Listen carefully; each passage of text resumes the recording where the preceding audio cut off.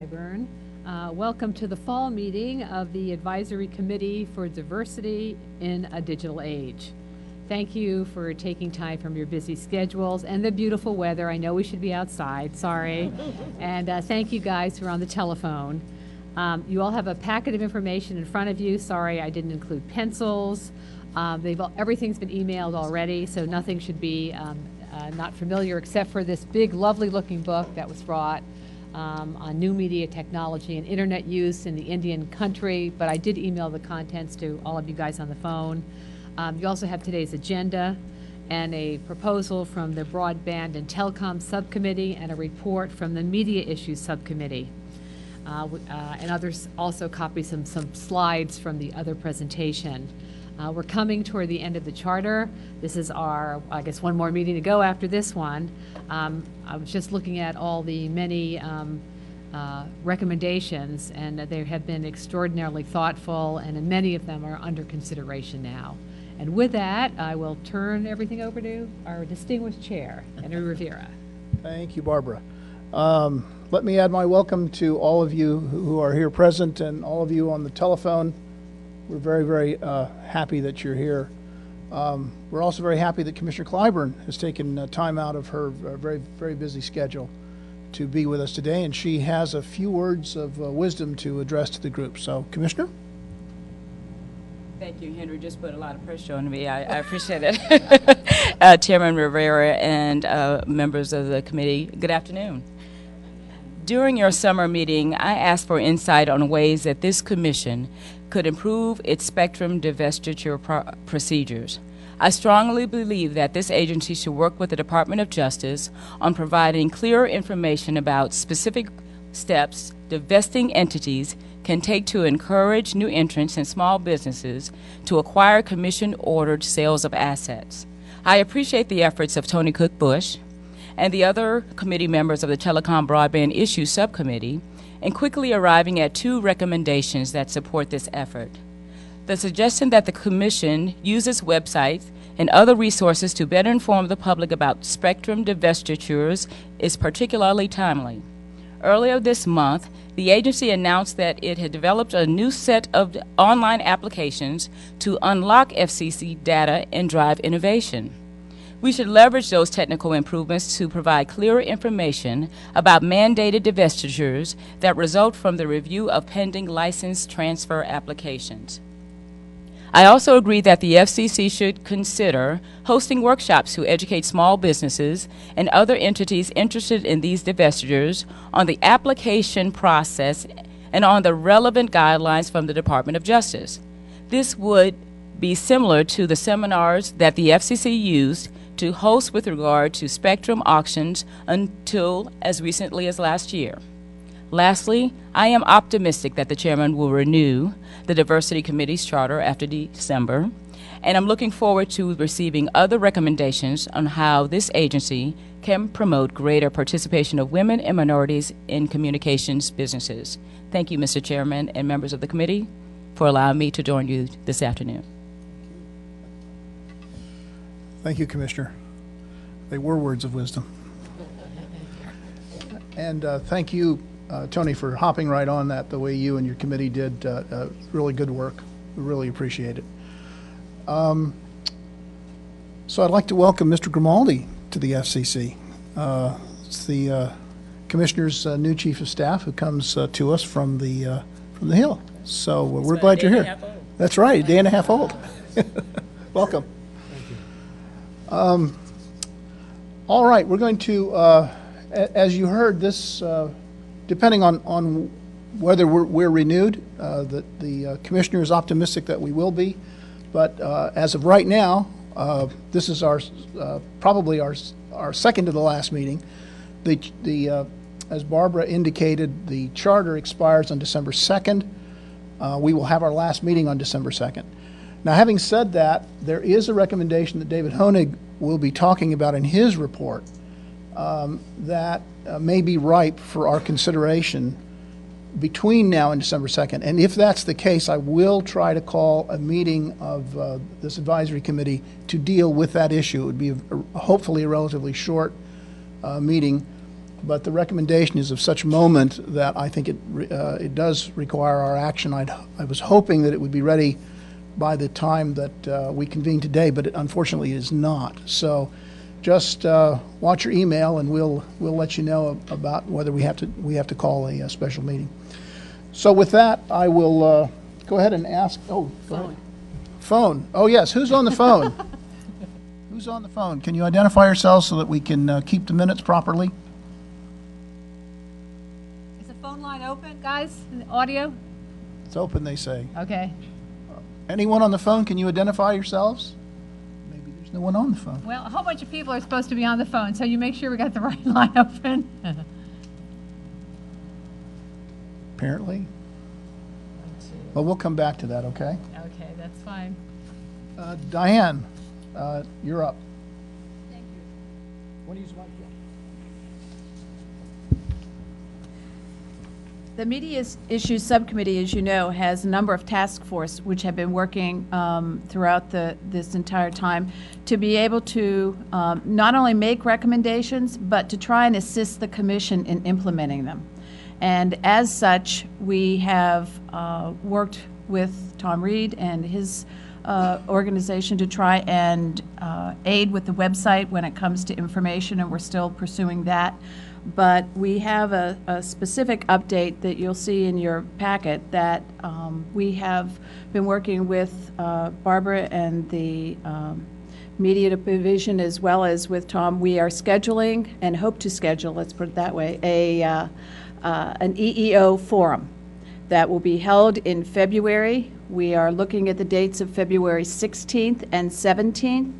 In order to be able to make this as effective as possible, we would like to enlist the resources of all the members of this committee to provide names of organizations and programs that you know of that have been successful in their efforts. We hope this to be a best practices opportunity for people to learn what has been going on, what has been done, and how we can implement those things at broadcast facilities and other entities that are under the Commission's jurisdiction. So we are going to, whether we're rechartered or not, Barbara, we will still be committed to helping and working with the Commission to make that happen.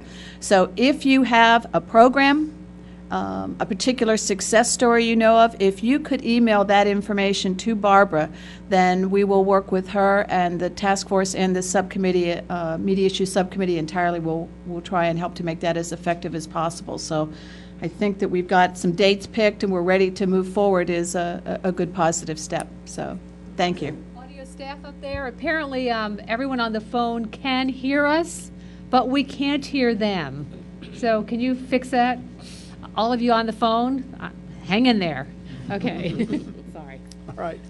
Thank you, Diane. That sounds like a very worthwhile initiative, and I do hope that all of you around the table and on the phone who heard Diane's plea for information and data will heed that request and get her that information because it will be very useful for the forum.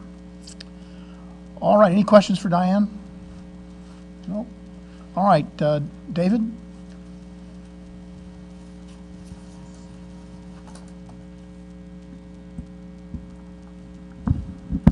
Thank you, Mr. Chairman.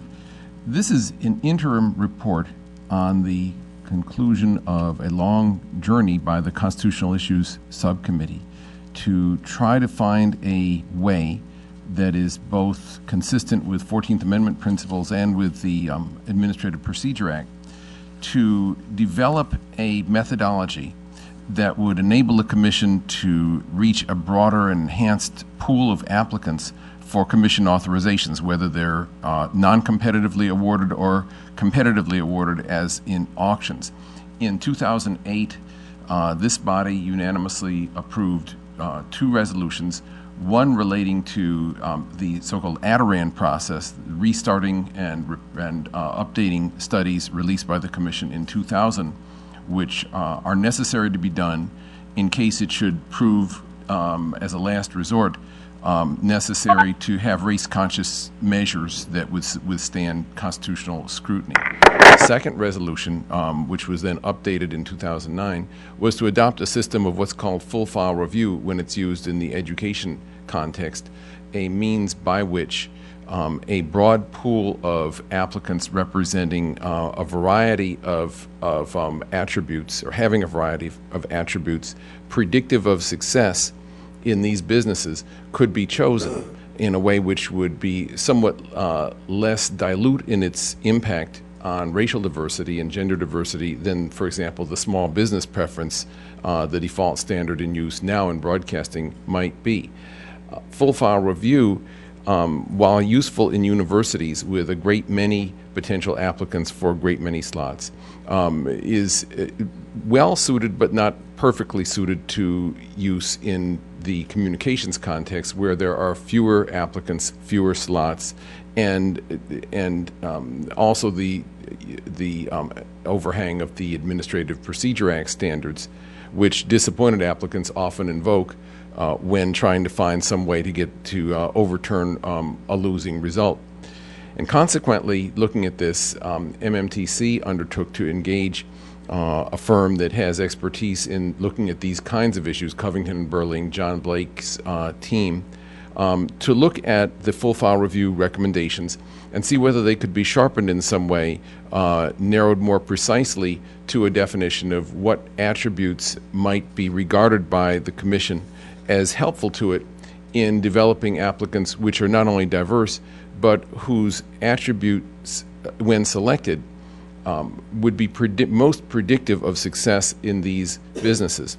And what that process has come up with, and it's now being vetted with the General Counsel's office, and we hope to vet it with the commissioners before presenting it to this body, is a new preference which would go alongside the small business and rural telco preferences in place for, respectively, for broadcasting and for telecom auctions. And it would be called something like, we haven't settled on a proposed name, something like the Overcoming Disadvantages preference. The emphasis being that overcoming means that an individual, and these would be individualized determinations, not a presumptive entitlement based on membership in a group, but something that each person would have to document, that they experienced a disadvantage which was substantial, but through dint of effort, predictive of success here, and mettle, overcame it, even if they did not overcome it completely. In fact, it might be best suited for those who made great efforts, overcame it partially, and just need the Commission to help them overcome it completely, as opposed to those who have in fact overcome it completely, don't need help, or those who made no efforts to overcome it and thus wouldn't be predictive of success. What this would do would be to produce a pool which is diverse, and diversity in terms of viewpoints being important in broadcasting at least, which would be highly qualified, who would be ensured a fair opportunity, and where expanded participation and competition would be the result. The disadvantages themselves could be any disadvantage which is substantial, such as those experienced through, of course, race and gender discrimination and access to capital that sometimes is inhibited by that, as well as experiences as a veteran, or through poverty, or through any number of other experiences that can be specifically identified as substantially inhibiting a person's ability to take advantage of their inherent attributes and provide service with the use of commission-regulated assets. One recommendation that this body made, which we will present again, is that there be some procedure for pre-qualification. In effect, a coin which would be in the nature of a rebuttable presumption of entitlement to this preference, rebutted later through other evidence in petitions to deny, for example, in the auction process, which a person could get and then renew every year, and use that as a way of accessing capital, being able to go to banks and investors and say that they've been at least tentatively qualified with this attribute, which has some inherent value, and use that as a way to help get overcome capital access barriers with which we're all familiar. We believe that this new preference generally outlined in the presentation that we're going to be making in, I hope, perhaps a special meeting and documented with a memorandum of law, will satisfy both the equal protection concerns, which have to be satisfied meticulously to overcome any 14th Amendment challenge, as well as the arbitrary and capricious standard in the Administrative Procedure Act. Thank you, David. Do you want to make an announcement about the phone Yes, call? we're going to take just a few-minute break so the people on the phone can redial in. And here's what it is. Apparently, we were assigned inadvertently a listen-only bridge. So this is what you have to do on the phone. You have to dial this number. Are you ready? 1-866-808-8519. I'll repeat that. 1-866-808-8519. And here's your code, 3093784.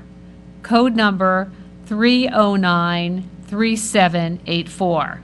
One more time, 1-866-808-8519, code 3093784. We'll pause for a few minutes so you can get out and then get back in, and then we'll find out who's out there. Thank you, and I'm sorry for this inconvenience. Okay, smoke them if you got them. You know, it's really, we're at the FCC here. What can I say? I guess this is also the group where one time we had a meeting where we were all, who was it? Was it you? Yes. We all had a subcommittee meeting, and a lot of strange things were happening during that subcommittee meeting because we'd given a bridge that somebody else was on. And I think that's right. That's right. And they kept, yeah. And everyone was real quiet thinking we'd miss something. We'd miss something. We did. Okay, hi guys there. Now you can talk. Who's there? Hi. Ralph Warfield. Charles? Yeah. Charles Warfield? Yeah. Susan Patrick. Okay. Ralph Everett. Lori Taylor. Alonzo Barber. James Assey, NCTA. Ray Gutierrez, Showtime Networks. Loretta Polk, NCTA. Alan Davidson, Google. Ralph Everett, Joint Center. Leonie Campbell-Williams, Asian American Justice Center. Carolyn Fleming-Williams, OCBO. Carolyn, yeah. Anybody else? Thanks, guys. I knew you were out there. Okay, well, David, thank you for that report. You will notice that we are proceeding a little differently than we normally proceed because of the significance of this particular recommendation. We started basically with the General Counsel's office, and now once the General Counsel is satisfied that this thing is going to be constitutionally sound, then we will take it to the commissioners, we'll brief them, then we'll bring it back to you and let you know what the status is, what kind of feedback we've gotten, and see what you all think about it, and hopefully you will find it acceptable, and then we will make the recommendation to the commission that way. Jonathan Blake briefed us at the last meeting. For those of you who were here, you may remember that. He and his team have been working extremely hard. They've been devoting a tremendous amount of time to this, and for that we are very, very grateful. It is all pro bono time, and it's all very, very high quality work, and they've been having a lot of back and forth with the General Counsel and tweaking this thing, and I think it's going to be a real solid recommendation when we bring it to you. So are there any questions about that, or David? All right, well, stay tuned. It's, I think it has the possibility to be a very exciting recommendation, and as I said, one with a great deal of merit. So, Tony, you're up. Thank you very much, and thank you very much, Commissioner Clyburn, for bringing to our attention at the last meeting a very important issue, which is ensuring that minorities, women, small businesses have access to properties that are divested when companies are required to enter into divestitures either by the FCC through their rules and regulations or by the Department of Justice. And so when our committee met, our goal was to come up with some suggestions that the FCC could implement without conducting a rulemaking that, could be implemented quickly and efficiently. And as the Commissioner mentioned, we have 2 recommendations contained in one recommendation, which is essentially that the Commission, when there are mandated divestitures, make that information available on their website and on the newly constituted website, and so that members of the public have information about the availability of whether it's television, radio, telephone licenses, whatever assets may be coming available. But in addition, that the FCC do what it does in other contexts, which is to provide educational opportunities for members of the public to understand what the process is for acquiring those licenses, what the criteria are, as well as what the criteria are at the Department of Justice. And I know that the FCC has also been talking to the Department of Justice about simplifying that process and making it clearer. And so that is the recommendation of the committee. Everybody has it. I don't need to read it, do I? Everybody has it in their packet. And so I don't know if anybody has anything they want to add or any discussion. Well, the chair will take that as a motion. Is there a second so we can get it on the floor? Second. All right. Any questions of Tony? Yes, Jim. Tony, well, I want to commend the commissioner for moving this process forward on this important issue. And I was just wondering, this is a good first step because it's something we can do very simply and easily. As you said, something else might be more complicated. Are there thoughts about taking this to another step in terms of, for example, one of the problems we've had in previous divestitures is that the Commission's objectives and the Department of Justice objectives have sometimes been in conflict. And I was just wondering, is there going to be a formal process of discussing these issues with DOJ in some fashion?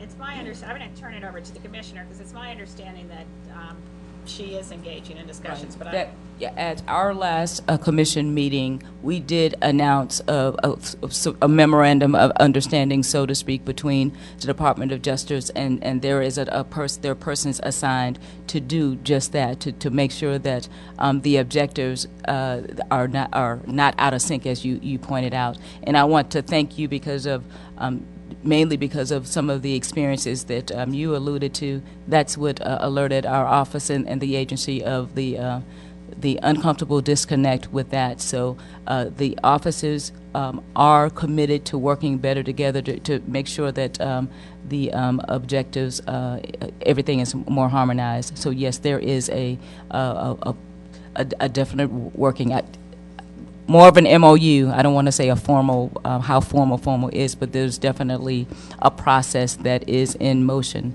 that I think you will again in spirit and in practice incorporate all of the positives that I know can come from this harmonization. Thank you, Commissioner. Jane. On this, just in terms of the way that the memorandum is worded, it talks about a mandated divestiture, and this is, you're contemplating this is in the context of a merger. At what point in that process? Could it be done earlier in the process, or does there have to be an actual order that would come about? I'm just, in terms of expedition and speeding things up, that where that comes in the process can make a difference. Well, it wasn't our view to take a position on that. We would encourage the Commission to make that information as available as early in the process as possible. And it, yeah, I guess we could actually, Jane, that's a really good point, maybe modify, take out the word mandated and just say divestitures, because there could be voluntary divestitures. And so I think it's, we didn't want to be too technical because you know, it's really up to the FCC as to what the appropriate time period is, depending on what the transaction. So maybe I could, you could move that we amend it to delete the word mandatory and just say it could be just divestitures, I think. I think that would be a good clarification. All right, Tony sees that as a friendly amendment, so we don't need to vote on it. Okay. All right. Any other questions? Diane. Just in line with that, the timing gets to be important, as Jane brought up, because for getting potential funding, for being able to put a business plan together, the sooner that someone can be made aware that we can get this information out, the more likely that we can have a successful opportunity for women and minorities to be able to be considered in a way that perhaps they wouldn't have been otherwise. So it gets to be very important because there is a process by which you have to go through to get your funding, to put together a business plan, and all of those things mean that you need to have that understood early on. So I think that's a very important piece of that. Any other questions, points? Well, that was a great amendment, and I think this is a great recommendation. It I think, can mean that we will have more minorities involved in this process, at least, if not in actuality owning these things. Commissioner, thank you so much for taking this cause up. This is really great. So, are you ready to vote? All in favor, say aye. Aye. Opposed? Aye. Same sign. Motion carries. Thank you very much. It's my great pleasure to introduce Congresswoman Waters, who has joined us. She has long been interested in things that concern this committee, and she said she wanted to come down and see what we did here. So, Congresswoman, thank you so much for coming. We're delighted to have you. Just observing. Thank you. All right. Well, we're very glad you're here. All right, Tom, thank you for taking time out of your busy schedule to be with us. We really appreciate your being here and all the work that you and your group are doing. So with that, I'll turn the floor over to you. Thank you, Mr. Chairman. Good afternoon, everybody. I just want to take a few minutes to give a brief report on developments in our agency since this body last met. First, I think one important development is that we convened earlier this month an agency-wide diversity task force. The chairman's office gave authority for us to convene that group. The agency-wide diversity task force, and I understand it's been many, many years since there's been an agency-wide diversity task force, I think provides the kind of structure that we need, particularly for OCBO, for our mission, be able to reach into and get representatives from the various bureaus and offices who are committed to the initiatives that we support, and also as we vet recommendations from this group and from others that are related to a diversity agenda. It makes that process that much more expeditious. So we're really excited about having had that group convene, and I just wanted to let you know that structure is in place. And I think we're looking forward to working even more closely with the diversity task force as we examine the initiatives and recommendations that are coming both through our office and without.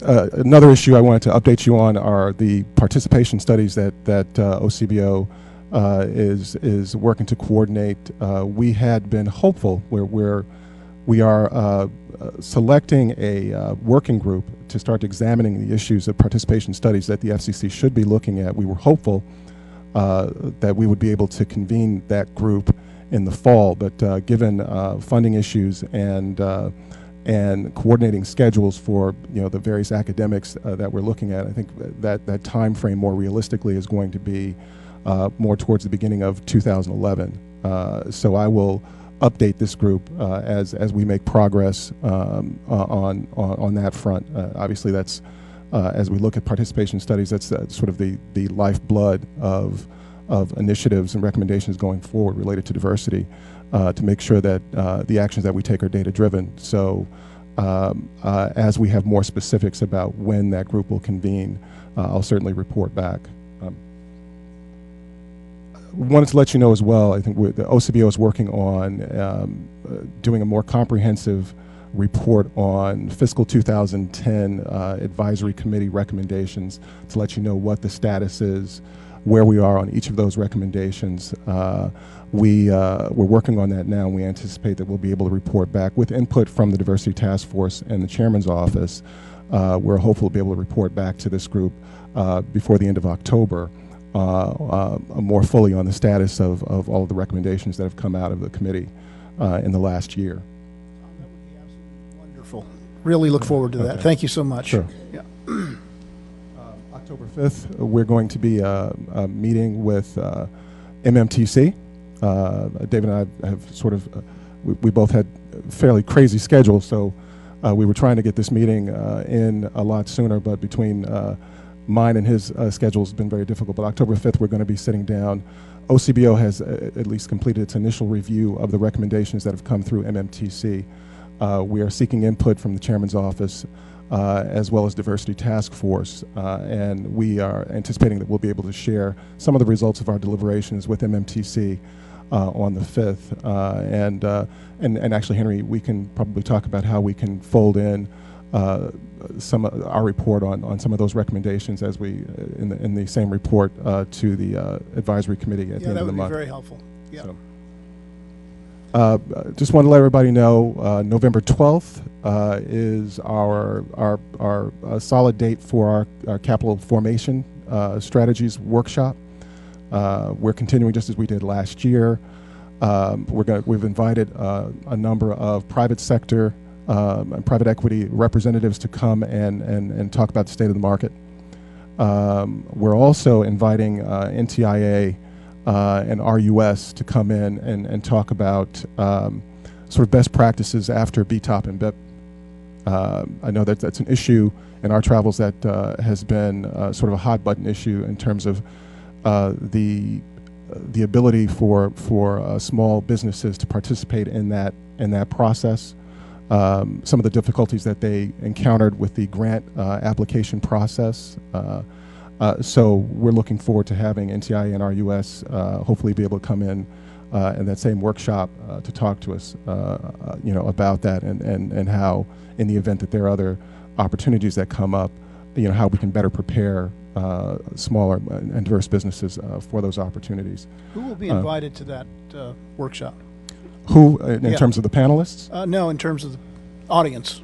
We are, as before, we have almost anybody who is a telecom small business and other brick and mortar traditional businesses have come to that workshop. They came last year. One of the features that we offer, which has been attractive to a lot of, there've been broadcasters that have come.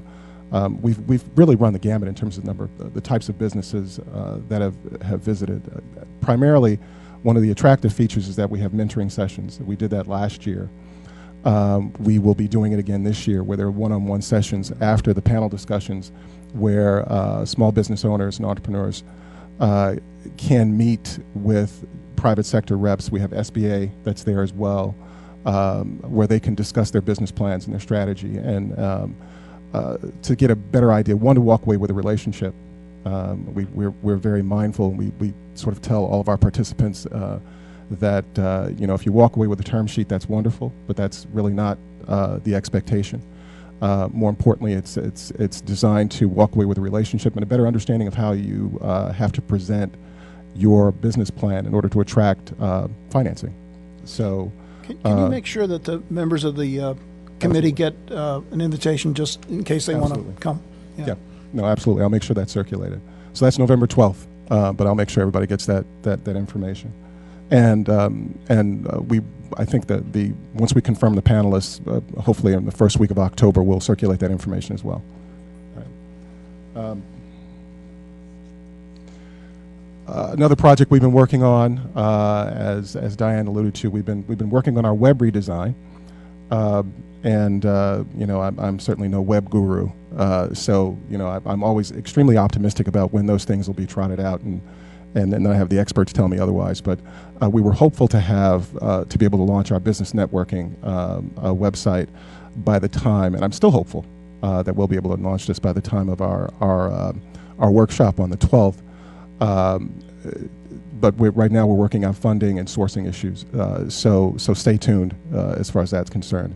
We're working with our Office of Managing Director and our new media team on as that group is sort of redesigning the agency's website, bureau to office overall. So we're sort of in the queue to make sure that gets done. So we're pushing to make sure that our website gets put up as soon as possible. So again, I'll circle back and let you know as progress continues. It's great news too.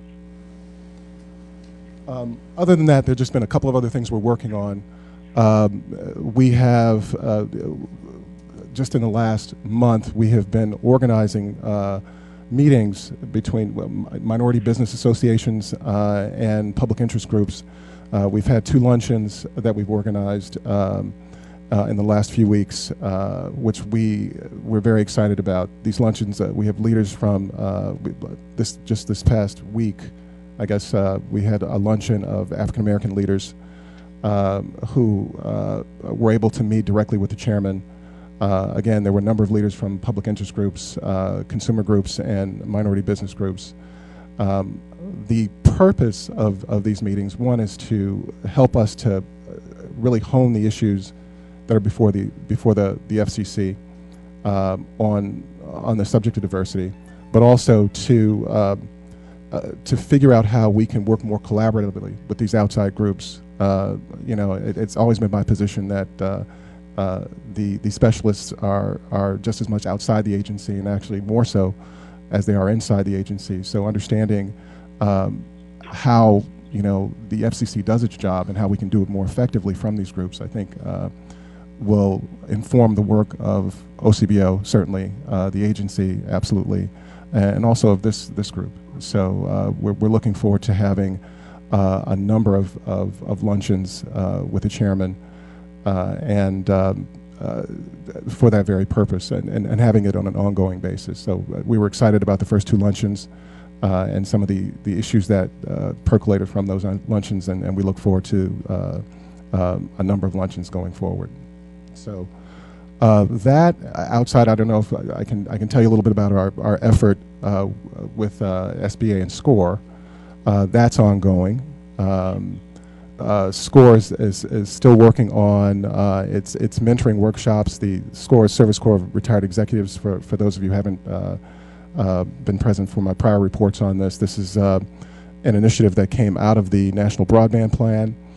We are coordinating with SBA and SCORE to really to make sure that effort at training small businesses to adopt broadband and how they should do it. What are the business what are the business applications for broadband adoption, and how they can maximize their market position by using that tool. We've been working with SBA and SCORE on that, and we've also enlisted the help of a number of organizations, minority business organizations that want to weigh in. And that's one of the things that we've been doing this summer. Some of the groups are, there's NALCAB, which is the National Association of Latino Community Asset Builders, and we've worked with them on this issue, and they've consulted. NCAI, which is National Congress of American Indians, LISTA, which is the Latino Information and Information Sciences Technology Association, National Black Chamber as well, Urban League, PUSH, LULAC, and a number of others that we've been working with this summer as we make sure that the training that SCORE is offering to minority businesses addresses all the issues that these groups are concerned about. So with that, I'll cede the chair. That's what we've been up to. Wow, you've been very busy. And again, thank you for that report. Does anyone have any questions for Tom? Diane. First, on the agency-wide diversity task force list, is that something that could be shared with this group so that we would have an idea of who the contacts would be and know that? I think so, sure. Okay, thank you. Second, as you're preparing the October 5th report, which I think is going to be very welcomed by all of us. Is there a likelihood that you would be coordinating with the three subcommittee chairs as it relates to the recommendations that came out of their the October 31st report? Yes, Yeah. I can, yes. I just thought that might be useful and helpful Absolutely. for us if we each kind of were able to have a conversation about those that came out of our various subcommittees. Absolutely. And then the third thing is on the capital formations workshop, the task force on acquisitions, funding acquisitions for the media issues subcommittee might be a good resource for you on that, to be able to help provide speakers and presenters. And you know, we have all of the people that have been presenters over the now 11 years for the Broadcast Leadership Training Program that we vetted, and also a number of others that some members of the task force themselves might know or be able to participate. So we'd like to offer our assistance on that. We can talk about that today. Okay. That's great. good. Those are easy. Thank you. Suggestions, Diane. Thank you. Anybody else have anything for Tom? If not, thank you again. Wonderful report. Thank you. Commissioner Copps, would you like to say anything to the group? Come on up here. We've got a nice report coming up you might want to stay for. Thank you for being here. We appreciate it. Yeah. I apologize. I think when I first heard about this, I was supposed to be somewhere else, and I'm here, obviously, but I had forgotten about this, and Josh just came upstairs and said the diversity committee is meeting downstairs. I said, oh my God, so here I am. I apologize, but I gather there's a lot going on, and I'm encouraged by that, hearing about reports and things like that, and I think that's good. I just want to express my appreciation to this committee, which is always about our most active and creative and helpful, and I appreciate the work you have all been doing. I'm a fellow that's kind of possessed by a sense of urgency in a lot of matters that are pending before the commission right now. We've got a lot of stuff teed up. We've got a lot of stuff to do. This particular subject matter is one I spent a good bit of time on when I was acting chairman, trying to make sure we got started on the road of the Adirondack studies, so we could do some long-term and comprehensive solutions to the problems of female minority ownership and all of these other questions, and also trying to move along the full file review.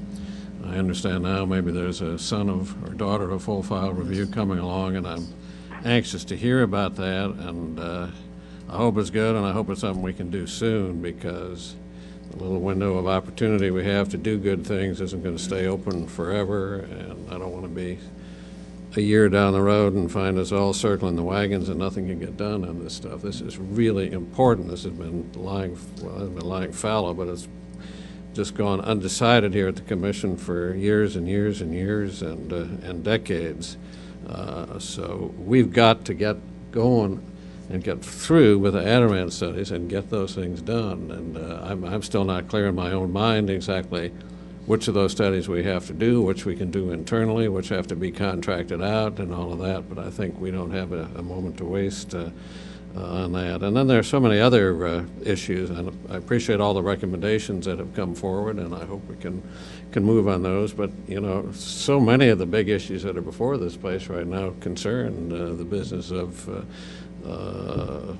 this particular committee, whether it's the open network or the future of journalism or the quadrennial review or all of these things. And we're stretching you kind of thin, I guess, to get your input on all of these things, but it's absolutely absolutely necessary. Another area, maybe you've talked about it already, where I want to see us become more active is on the equal employment opportunity front. I think we have an opportunity to be doing something there at long last, and I think we'd be remiss if we don't do that. So not only do I want to thank you for the work you've done, but I really want you to keep the pressure on all of us to keep moving forward and to try to harvest some of this while we still can harvest. And I'm optimistic we have the time to do that in the months ahead, but we really need to get moving on it. And with that, I just want to listen. Thank you. Well, thank you. Thank you very much. We appreciate that, and you're certainly preaching to the choir. All right, with that, Tony, I'm going to turn it over to you to introduce our presenter and our presentation. Following as chair of the Telecom and Broadband Subcommittee, at our last meeting, we had presentations on developments in the technology community from BET on their study that they've done with 80,000 African American families, and we also had a report on what's going on in the Asian American community. And so today, we're fortunate to have Sasha Meinrath. Did I get that right? And is Lori Taylor here? Yes, On the I'm on the phone, line. okay. And Laura Sand Taylor from the executive director of the Native Public Media, and Sasha is the director of the Open Technology Institute of the New America Foundation. So with that, I'll turn it over to you. Sure. And I think Lori Taylor is going to get us started. She has a quick presentation on Universal Service Fund reform in Native America. Hopefully that can be put up. Is it possible to get that up? Great. So, Lori, if you'd like to just start the presentation, I will man the projector. All right, fabulous. Good afternoon, everyone. Good afternoon to Commissioners Clyburn, Commissioner Kopp, to Henry Rivera, and also to the members of the Advisory Committee on Diversity. Thank you so much for inviting me. Native Public Media is an institution that serves Native Americans in this country, including our Native Hawaiians. We work to bring broadcast facilities to Native Americans. We work on programming and content that mirrors our communities. We work on journalism, new platforms, and of course on public policy. Our network consists of 34 radio stations that are on air, 34 that we hope to build within the next 3 years. Our satellite highway, which distributes our programming, called Native Voice One. Our system right now reaches out to about 500,000 Native American listeners across the country, and more than that over the 10 stations that are now streaming over the internet. Over the past year, Native Public Media has worked very hard to establish a tribal priority in broadcast, and also to help establish the Office of Native Affairs and Policy. And I understand the team is out visiting in Indian country and cannot be here today. I'm going to start off with a very brief overview, and hopefully we can have a Q&A at the end of the presentation. Basically, our service in terms of telecommunications is probably among the worst served communities, if that were in comparison to other communities in the United States.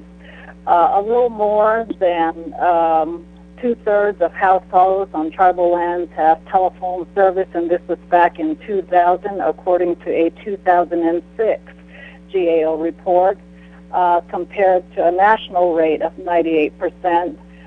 Statistically, a little over 1/3 of tribal members and perhaps half of the Navajos, which is the largest tribe in the U.S., have access to basic 911 services.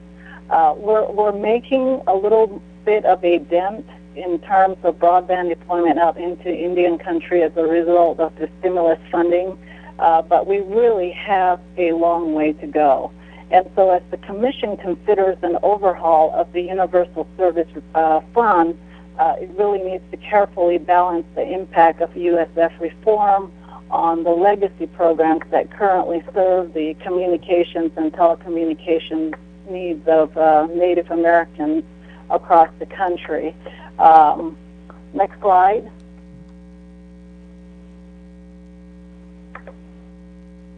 Some of the barriers to telephone deployment, which gives you a view of what it's like also in terms of broadband deployment, are really the same issues. The terrain of tribal lands across this country, limited tribal financial resources, making sure that not having the capacity in terms of trained tribal people, and rights-of-way issues. And these same issues are the same challenges that face us in terms of broadband deployment. The importance of FCC tribal programs include Enhanced Lifeline and Enhanced Link Up. And I recall that last week there was an anniversary celebration of these programs. These two programs were meant to promote telecommunications services and the building of telecom infrastructure on tribal lands. And so as we move towards universal service reform, similar programs on the broadband side are going to be equally important, because really the socioeconomic conditions of tribal communities have changed some, but not a lot. Next slide. I just want to point out how important tribal sovereignty is. Over the past year, Native Public Media worked with the New America Foundation on the New Media, Internet, and Technology study. And one of the most important principles that came out of that study was the recognition that tribal sovereignty plays a huge part in how communications and telecommunications infrastructure is deployed out into Indian country. The fact that tribes have the power to self-govern, to determine their own economic and media and telecom destiny is very, very important. We found that if deployment is tribal-centric, meaning that if it is driven by tribal people on the ground, if it recognizes that anchor institutions are important to the core of deployment, that makes a huge difference in how successful that deployment will be. Any changes in the USF program must take into consideration tribal sovereignty as tribes actively assert self-determination in terms of making sure that they are establishing networks that connect economic development, education, public safety, and other vital community systems. Next slide, Sasha. Yep. Some of the challenges to universal service reform really include the limited infrastructure that still remains out in Indian country. Infrastructure that historically has not been deployed or developed through market competition as they have been elsewhere in the nation. Critical infrastructure does not come to tribal lands without significant federal involvement, investment, and regulatory oversight. The rugged rural terrain, the poverty, the historic periods of failed federal policies towards Native peoples and their lands really have created an atmosphere that requires special economic regulatory creativity. And with the establishment of the new Office of Native Affairs and Policy, we're hoping that that office will serve to connect with tribal leaders across the country in terms of consultation on some of these very challenging issues so that we can find ways to make broadband deployment very, very successful. Next slide.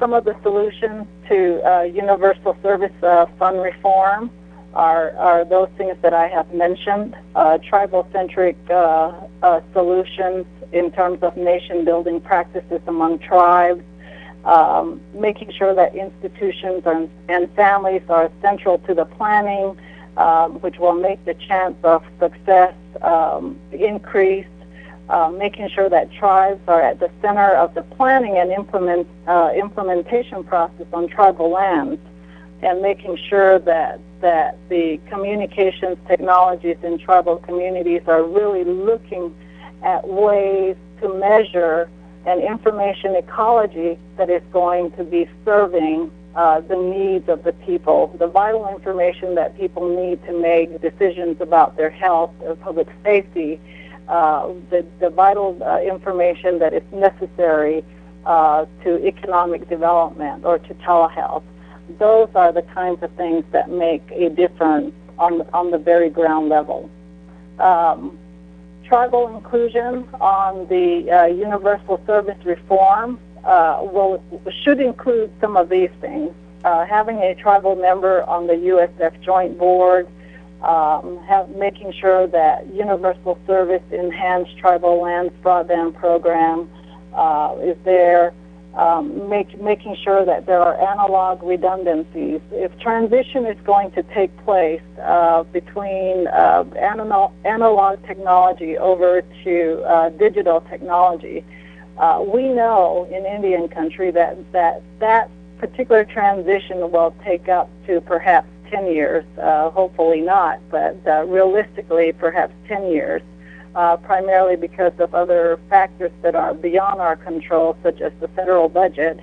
And we know that while this transition is going on, that people and families on the ground will continue to have a need for analog technology. Simply having a telephone in the home is going to be important. A revision of the E-rate is important, making sure that the eligible telecommunications carriers consult with tribal governments, and establishing a tribal broadband fund. There's a number of other policy recommendations that Native Public Media and the National Congress of American Indians have made throughout the process. We welcome the opportunity to continue to work with the FCC and the different bureaus, and especially the new office dedicated to Native America, in making sure that this time around, so when the next GAO report comes out, that certainly conditions in Indian country would have changed for the better. And so with that, I'm going to hand it off over to Sasha, and I'll be happy to entertain any questions after. Great. Thanks, Lars. So I work inside the Beltway at a DC think tank, but I've also about half decade's experience working with tribes and actually going out and deploying in the high desert outside San Diego, and have experienced firsthand the realities on the ground there and elsewhere across the United States. Before I get started, I would be remiss if I didn't thank Jeffrey Blackwell, who's really been key to moving a lot of these issues forward. But also, I or my staff have spoken directly with Commissioners Copps and Clyburn on some of these issues before, and this is an area where Chairman Janikowski should really be commended for moving things forward rapidly, far more rapidly than we're used to seeing perhaps at the FCC. And there's been a couple of folks that have been working behind the scenes, Yul Kwan and Lauren Kravitz, who've really tied together a lot of these efforts and should be pointed out as exemplars of people that we want doing this kind of work. The research and analysis in this area is incredibly sparse. This is the definitive study only because there's so little out there.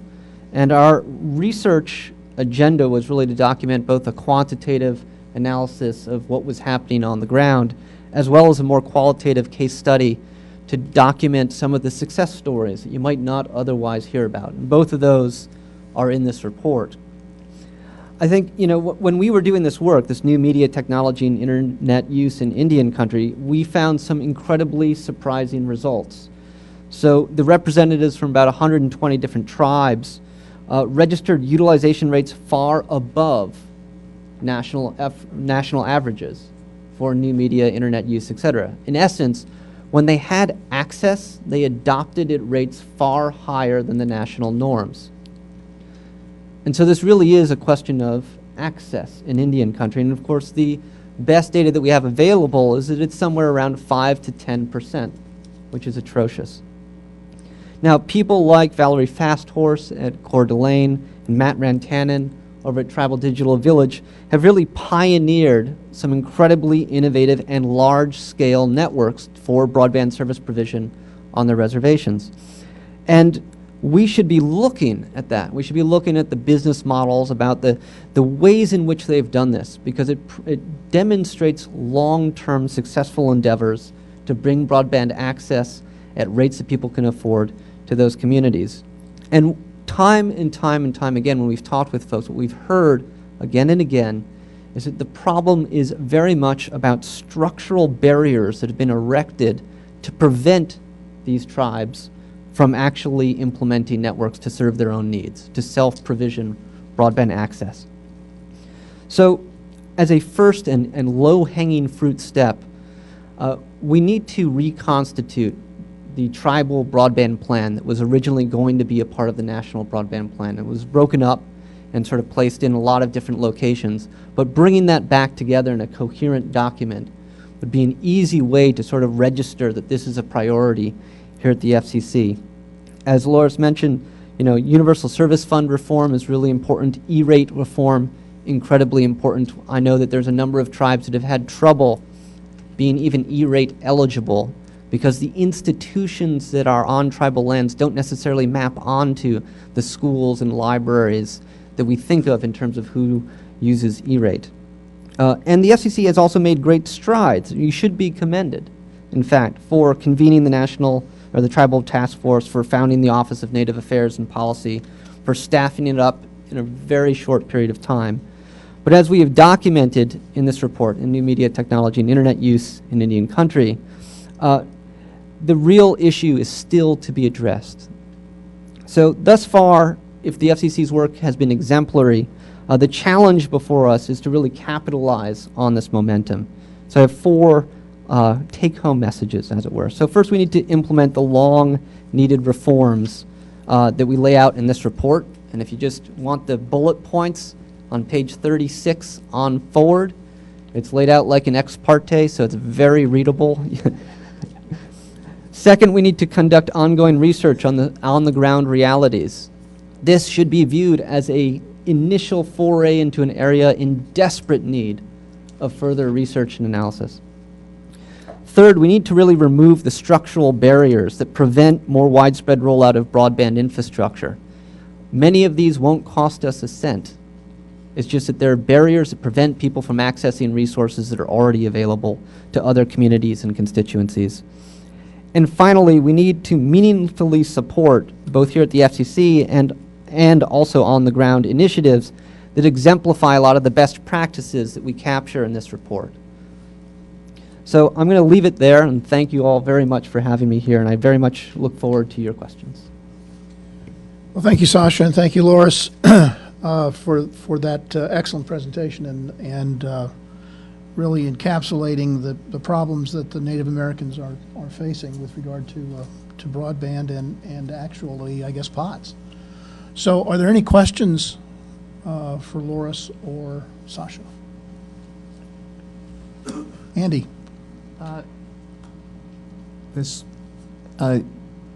The focus for tribal areas understandably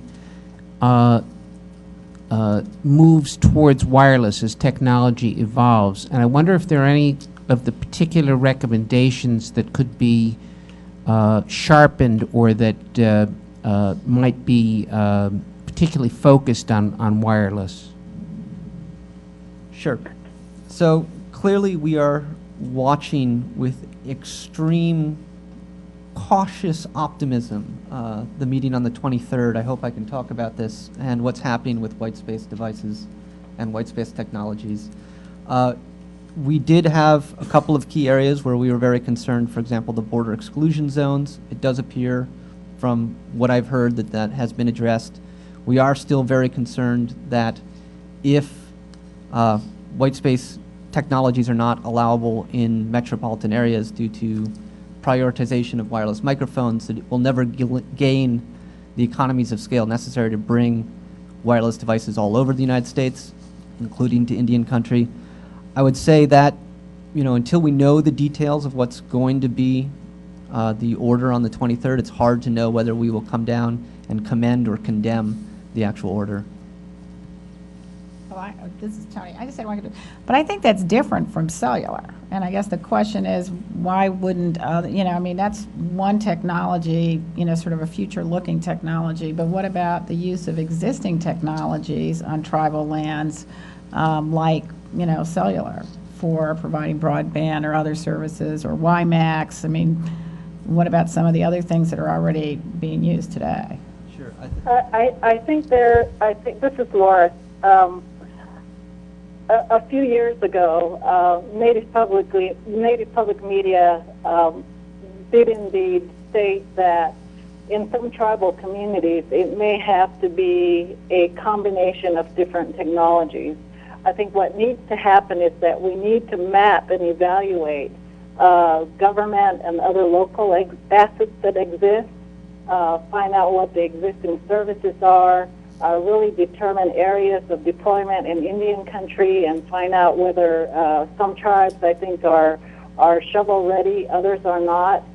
Figure out what the cost will be to make sure that we're going to be able to connect the anchor institutions, which are really the hubs of employment and economic activity on tribal reservations, and really determine also the type and speed of the technology in use. We want to make sure that, for instance, on the Hopi Reservation, I know that they have fiber, and that they're also going to use a combination of fiber and WiMAX to reach out, make sure that all the communities are connected. Years ago, we had satellite, and we had latency issues that were, I mean, it took me 20 minutes, I remember, trying to download a document.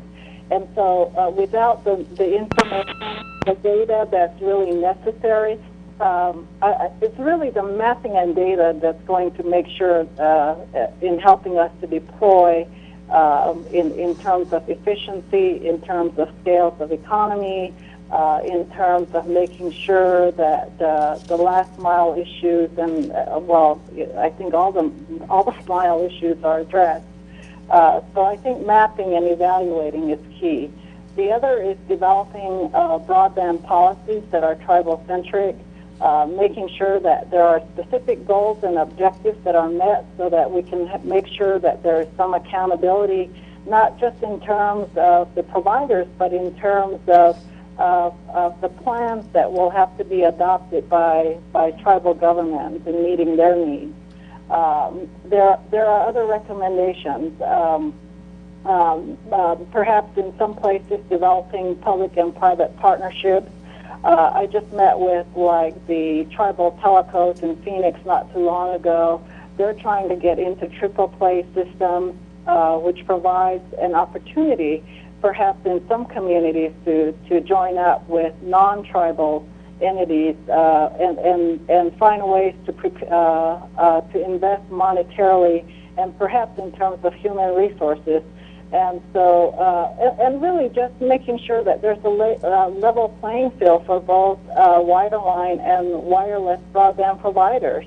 We know that tribes are usually the providers of last resort because they're the only ones that are willing to take the risk to invest into their own tribal community. And so addressing some of those issues are going to be very important, whether it's wireless or wired technology. And obviously we're also trying to take a look at mobile platforms, trying to figure out how we can get content over mobile devices since Native Americans are really quite mobile these days themselves, residing in urban areas and back to the reservation and so forth.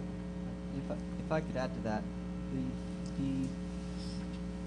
I guess the twin issues that most tribes face in terms of why are they not utilizing a lot of the technologies, why is there such a reliance on Wi-Fi, is that number one, as Loris mentioned, these are not, I've yet to work with any tribe whatsoever that says, I know we have this competitive market for, cellular phone systems, but let's build another network.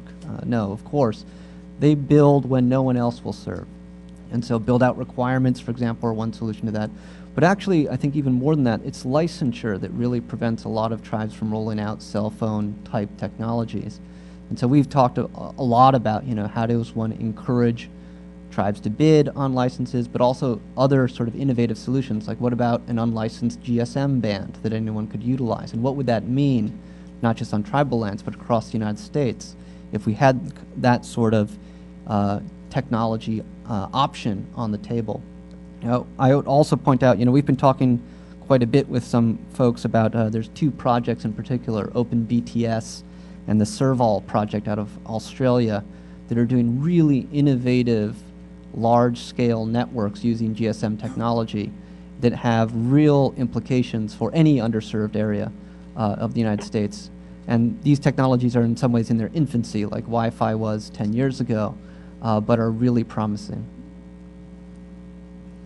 All right, any other questions? I'd just like to mention that our former colleague, Jeffrey Blackwell, who was a member of our committee, is now the director of the new Office of Native Affairs. So we're looking for great things from him and commend the chairman on a very wise choice there to direct that office. Is there any new business to come before the group? Jim.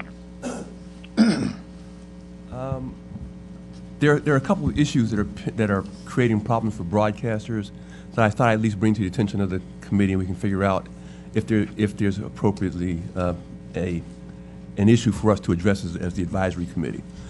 The Commission's last round of license renewals began in 2003. They're about to begin a new round of license renewals in 2011. And there are hundreds of license renewals still pending from the 2003 cycle. And if you're a minority broadcaster, your bankers are always questioning why you don't have a renewed license. I've got a client that their financiers demanded a monthly report on the status of their license renewal. And this week I sent them out their 43rd monthly report on the status of their license renewal. So it's an issue that it's not a policy issue. It seems to be how do we get things accomplished here in a timely manner issue. But I thought I'd at least throw it out there for the committee to address. A second one I wanted to address is a similar vein. It's a how do we make things happen issue. Pirate radio is a problem, and it seems to be. It's interesting because many of the pirates operating around the country are minorities operating and come on as minority radio stations. And because of the current structure of the way the Commission seeks to put pirates off the air, they don't have to go. The Commission's process now is to issue a $10,000 forfeiture. And if you don't pay it, the Commission can't do anything about it. The Commission has to refer you to the Justice Department. And so we've got stations who complained about pirates years and years ago, and the pirates are still operating with impunity. There was an article in Inside Radio about a year ago about a pirate that's been on the air for 20 years. And the longer they stay on the air, the more legitimacy they develop. So that I've had clients complaining about pirates. They send me newspaper articles where the mayor has come to visit the studio because they're not hiding. They've come to the studio and the mayor's taking a picture. This guy's really serving the community. And so these are kinds of issues that I think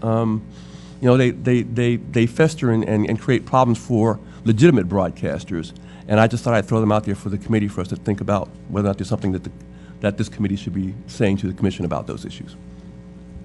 Diane, what do you think? Do you want to take those two issues back to your subcommittee and see if there's something that we ought to be doing or can do? Certainly, and Jim, as a member of that committee, can be very helpful in that regard. All right. I guess one thing that wasn't totally correct, and that is with respect to at least television, because television renewals fall under the video division. There's a reason why the renewals are being held up. They're not being held up because of lack of action.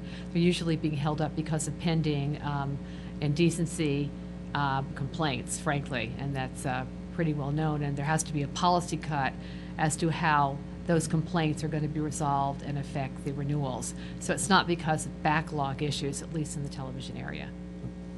Well, I guess there are two different issues, because the ones that have been held up, apparently there have been two issues. One is indecency, one is payola.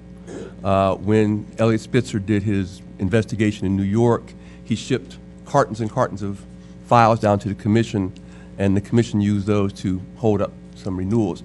The problem that most of these stations have is they've never gotten a letter from the Commission saying, you have an indecency complaint and this is what it is. You've been alleged to have committed payola, and this is what the allegation is.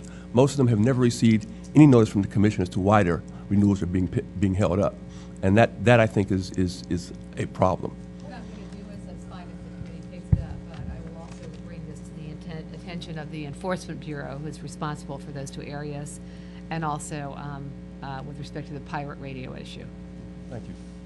Jane, do you want to say anything about these? This seems to reflect on the larger broadcast community, not just the minority groups. The observation I would make is that I think that this is an issue that it does in fact affect the entire broadcast industry, and it's something that's of concern on a wider level. Having said that, I don't think it's I think that it's something that this committee should talk a little bit about, but I believe that it may be something that warrants a broader solution that we certainly will be very interested in helping to help resolve. Terrific. So Diane, you'll think about that. We will. Okay, terrific. Thanks. Anything else? No? All right. Well, again, next meeting will be for sure December 2nd. And we may have another one between now and then to deal with this issue that David reported on. I want to thank you all for coming and for your being engaged and your thoughtful comments and questions and suggestions. I thought we had a terrific meeting, and we will see you all December 2nd, if not before, and we're adjourned.